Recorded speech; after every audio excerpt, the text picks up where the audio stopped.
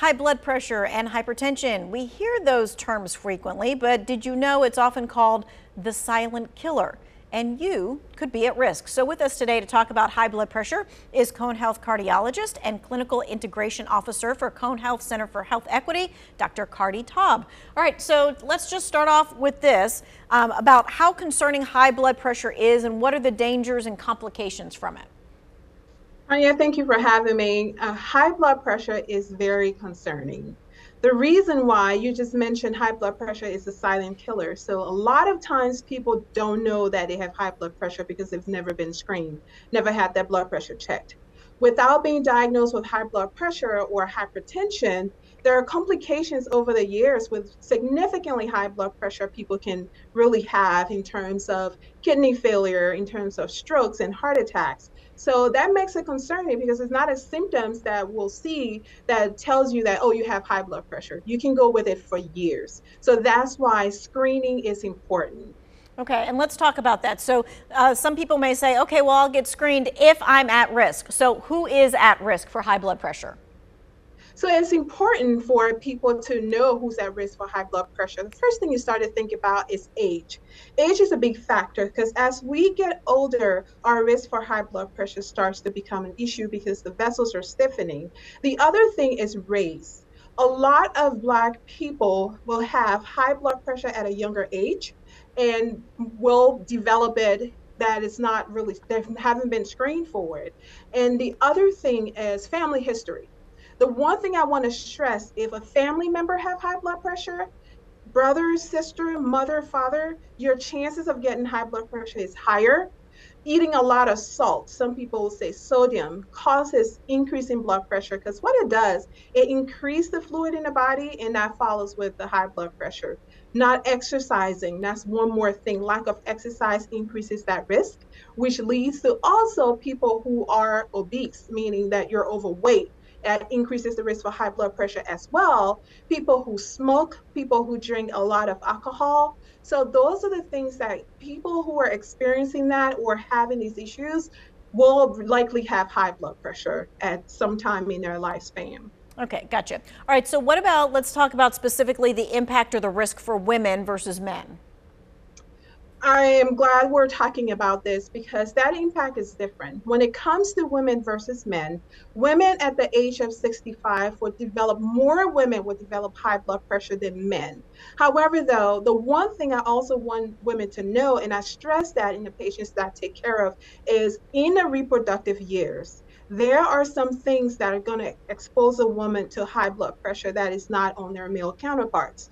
In pregnancy, when a woman has stress in pregnancy, they can develop what we call gestational hypertension or gestational high blood pressure. The other thing is when they develop what we call preeclampsia.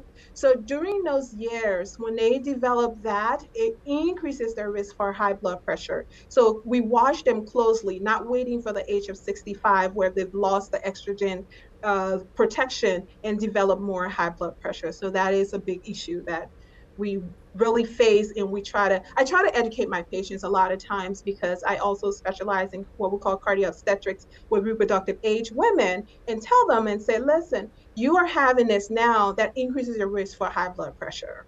I see. Okay, gotcha. All right, now if someone isn't checking their blood pressure on a regular basis, and what's a regular basis? Maybe we should talk about that too. How might they have their high blood pressure checked?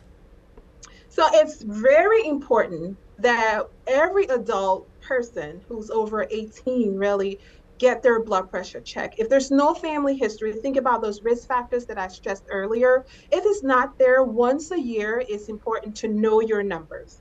Get that blood pressure check, know it's less than 130/80. That's the number that we really look for.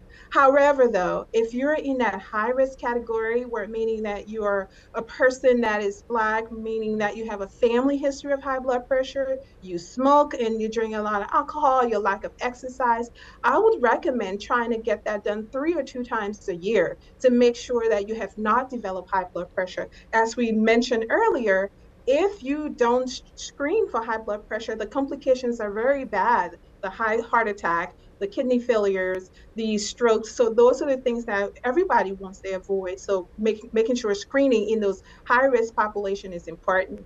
Okay, and so speaking of that, sometimes it's not just convenient to go get your blood pressure checked, or you don't want to pay for a doctor's visit or something of that nature. Cone Health has something going on Saturday that includes many free screenings. Yes. So on Saturday, we're very, very proud and very excited to share with our communities that we're coming back with our second year for our Building a Better You. This is a health and wellness screening. So at that screening, we're going to have blood pressure screening. We're going to have diabetes screening, cholesterol screening, screening with mammograms, just overall also looking at under-resourced areas, what we call the social determinants of health, because that impacts health as well. So we want to make sure our community is aware of what these things are. But really, I want to stress that the screenings, just knowing what your numbers are, coming and getting your blood pressure checked, and think about what I said. Looking at your family history, that's very important. Making sure that if you smoke, please be there, because it's going to really change the outcome of what your health is in 5 or 10 years. Okay, and so it is this Saturday from 11 to 3. Do they need to register ahead of time, or can they just show up that day?